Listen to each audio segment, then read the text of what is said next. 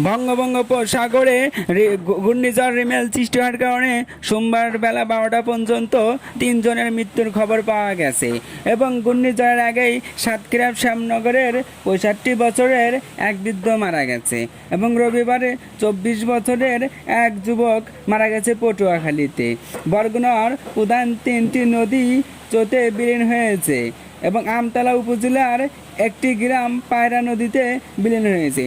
কক্সবাজারের 21টি গ্রাম এখন পর্যন্ত বন্যায় বিলীন হয়ে গেছে এবং বাগেরহাটে এখন পর্যন্ত বিদ্যুৎ সরবরাহ বন্ধ আছে এবং আবহাওয়া অধিদপ্তর বলছে রাজধানী সহ দেশের অন্যান্য এলাকায় এরকম ঘুরি ঘুরি বৃষ্টির সম্ভাবনা আছে এবং বেলা 3টার দিকে অথবা 4টার দিকে এরকম আরও তীব্রতা বাড়বে। ঘুরি ঘুরি বৃষ্টির সম্ভাবনা অত্যন্ত বেশি, তাই সবাইকে সতর্ক থাকার অনুরোধ জানিয়েছি।